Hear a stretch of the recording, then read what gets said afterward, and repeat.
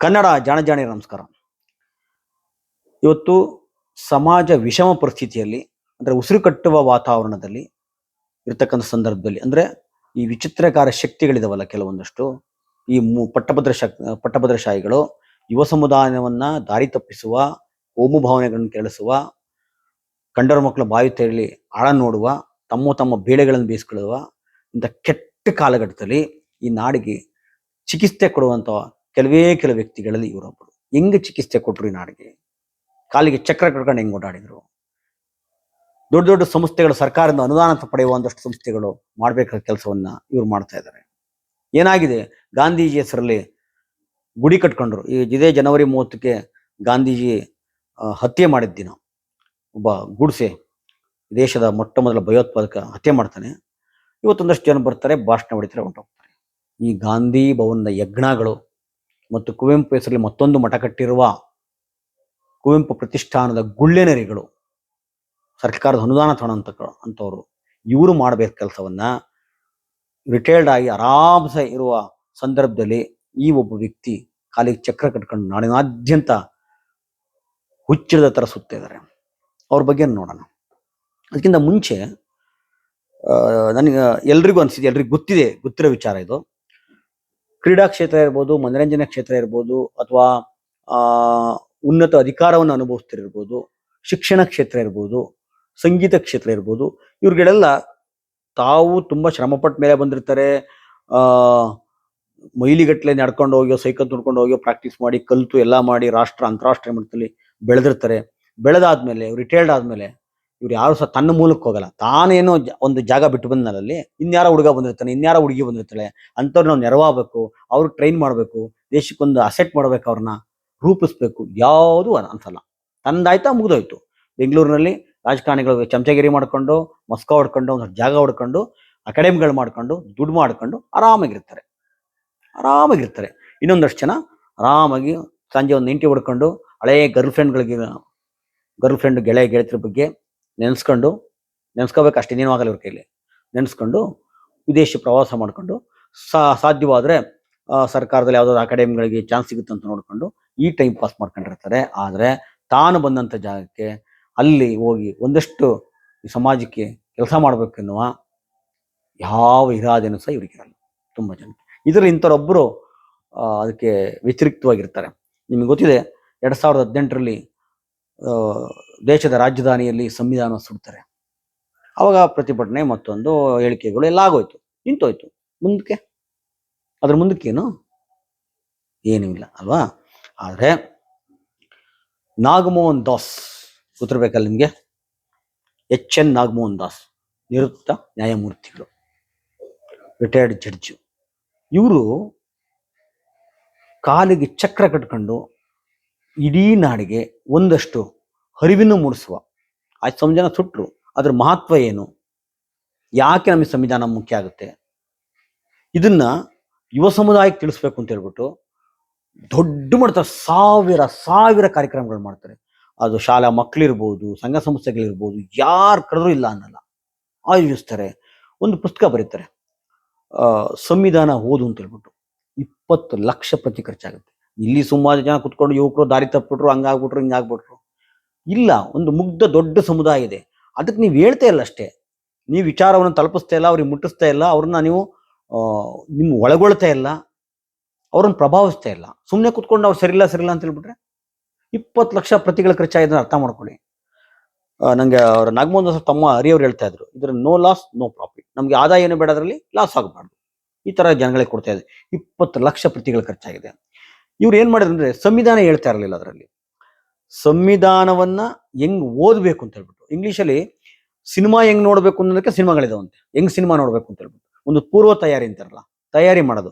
ಸಂವಿಧಾನದ ಒಳಗಡೆಗೆ ನಾವು ಅದು ಓದ್ಲಿಕ್ಕೆ ನಾವು ಹೆಂಗ್ ಶುರು ಮಾಡಬೇಕು, ಸಂವಿಧಾನ ಅಂದ್ರೆ ಏನು, ಇವತ್ತು ಈ ವ್ಯವಸ್ಥೆ ಇದೆ, ಈ ವ್ಯವಸ್ಥೆ ಇರಲಿಕ್ಕೆ ಹಿಂದಿನ ವ್ಯವಸ್ಥೆ ಏನ್ ಕಾರಣ, ಹಿಂದೆ ಹೆಂಗಿತ್ತು, ಈ ತರ ಬೇಸಿಕ್ ಆಗಿ ಪ್ರಾಥಮಿಕವಾದ ತಿಳುವಳಿಕೆಯನ್ನ ಕೊಡ್ತಾ ಹೋಗ್ತಾ ಇದ್ರು.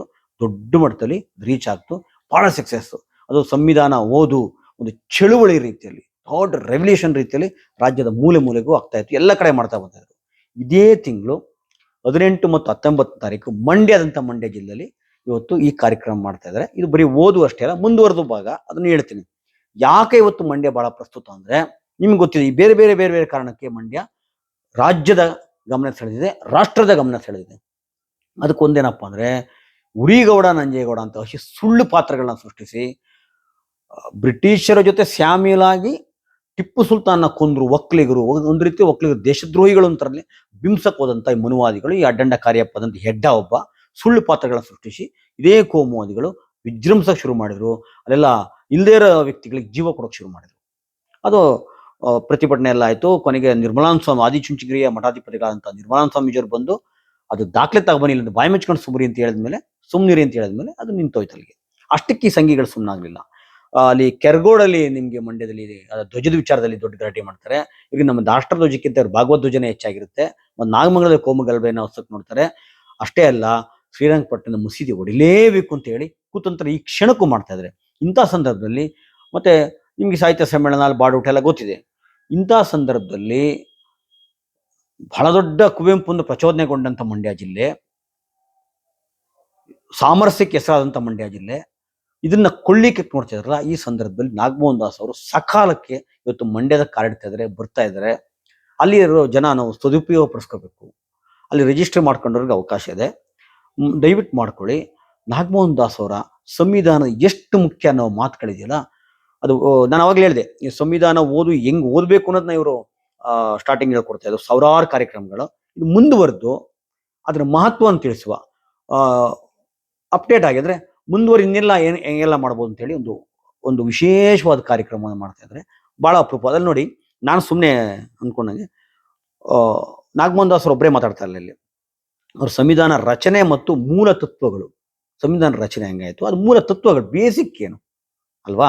ಈಗ ಎಲ್ಲಾ ವ್ಯಕ್ತಿಗಳನ್ನ ಎಲ್ಲನೂ ಒಪ್ಪಬೇಕಾಗಿಲ್ಲ. ಈ ಗಾಂಧಿ, ಬುದ್ಧ, ಅಂಬೇಡ್ಕರ್, ಕುವೆಂಪು ಯಾರು ಪ್ರಶ್ನಾತೀತರಲ್ಲ, ಎಲ್ಲರೂ ಪ್ರಶ್ನೆ ಮಾಡ್ಬೋದು. ಅವ್ರು ಹೇಳಿದ್ದೆಲ್ಲ ಒಪ್ಪಬೇಕಾಗಿಲ್ಲ. ಆದ್ರೆ ಮೂಲಭೂತವಾಗಿ ಒಂದಷ್ಟು ಇರುತ್ತೆ. ಸಮಾನತೆ, ಭ್ರಾತೃತ್ವ, ಪ್ರೀತಿ, ಸಹಬಾಳ್ವೆ, ಇವು ಮೂಲ ತತ್ವಗಳು. ಇವು ಸಾರ್ವಕಾಲಿಕವಾಗಿ ಶ್ರೇಷ್ಠವಾಗಿರ್ತವೆ, ಸಾರ್ವಕಾಲಿಕವಾಗೂ ಅವಶ್ಯಕವಾಗಿರ್ತವೆ.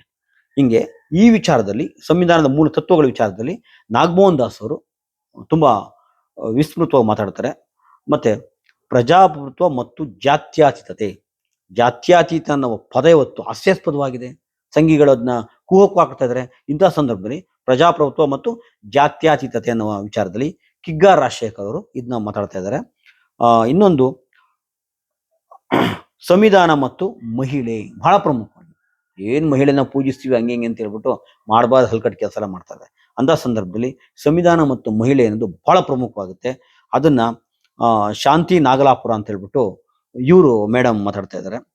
ಮತ್ತು ಇನ್ನೊಂದು ಸಂವಿಧಾನ ಮತ್ತು ಒಕ್ಕೂಟ ವ್ಯವಸ್ಥೆ. ಯಾರು ಮಾತಿದ್ರೆ ಇದೊಂದು ದೇಶ ಅಲ್ಲ, ಇದೊಂದು ಒಕ್ಕೂಟ ವ್ಯವಸ್ಥೆ.